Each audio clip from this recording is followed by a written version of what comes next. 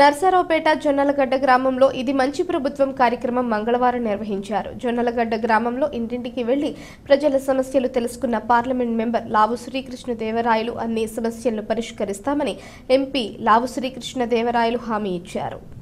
జొన్నలగడ్డ గ్రామం నుండి రాజకీయ ప్రయాణం మొదలుపెట్టారని, మీరంతా 5 ఏళ్లు కష్టపడి పనిచేశారు. అందువల్లే మీ కష్టాన్ని నేనెప్పుడూ మర్చిపోను, గుండెల్లో పెట్టుకుంటాను అని ఎమ్మెల్యే చదలవాడ అరవింద్ బాబు అన్నారు. రాబోయే 4 నెలల్లో కులమతాలకు అతీతంగా మంచినీటి కుళాయిలు ప్రతి ఇంటికి అమర్చుతున్నట్లు టీడీపీ రాష్ట్ర కార్యనిర్వాహక కార్యదర్శి నల్లపాటి రాము తెలిపారు. జల్ జీవన్ మిషన్ ద్వారా మంచినీరు జొన్నలగడ్డ గ్రామానికి ఇచ్చేందుకు ఎంపీ శ్రీకృష్ణదేవరాయలు, ఎమ్మెల్యే అరవింద్ బాబు హామీ ఇచ్చారని నల్లపాడు అన్నారు. ఈ కార్యక్రమంలో టీడీపీ సీనియర్ నాయకులు గోనుగుడ్ల కోటేశ్వరరావు, కపిలవై విజయ్ కుమార్, వినుకొండ మాజీ శాసనసభ్యులు మక్కెన మల్లికార్జునరావు, కూటమి నాయకులు, కార్యకర్తలు పాల్గొన్నారు.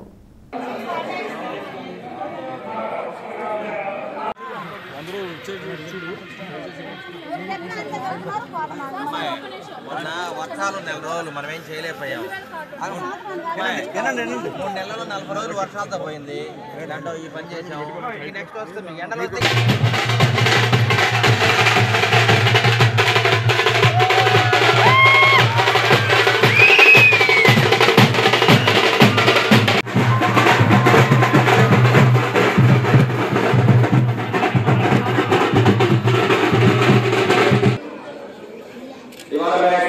మాట్లాడగలిగే శక్తి వచ్చిందంటే మీ వాళ్ళని వచ్చింది.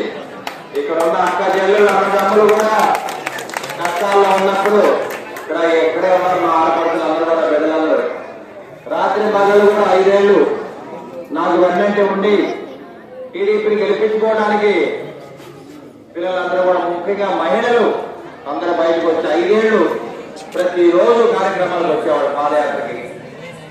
మరి వైసీపీ ప్రభుత్వంలో జరిగిన దుర్మార్గాలు కూడా లెక్క చేయకుండా మరి బిడ్డలందరూ కూడా వచ్చి పార్టీకి అండగా ఉన్నారంటే మరి జొన్నలగడ్డ తెలుగుదేశం పార్టీ కార్యకర్తలు, నాయకులు, అక్క చెల్లెలందరూ కూడా తెలుగు వచ్చి నమస్కారాలు తెలియజేస్తున్నారు. ఇవాళ ఈ విజయం మొత్తం కూడా మా ఆడబిడ్డలే, మా మహిళలది.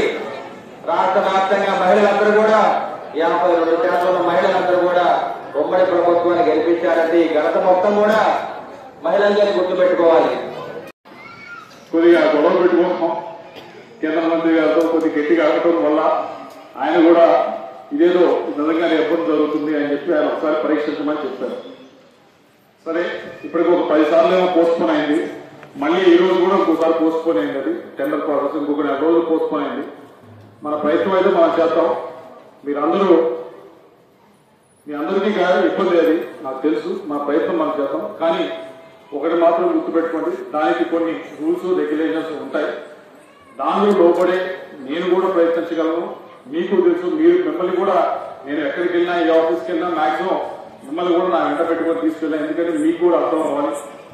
దాంట్లో ఉండే లోటుపాటుగా దానిలో మనం చేయగలిగింది ఎంత అనేది తప్పకుండా ప్రయత్నిద్దాం. మళ్ళీ ఈ రోజు ఏంటంటే మళ్ళీ ఒకసారి మాట్లాడటం జరిగింది. అయ్యా, ఇప్పటికో 10 సార్లు మీరు ట్రై చేశారు, 10 సార్లు మీరు ల్యాండ్ ఎక్విజిషన్ చేయలేకపోయారు.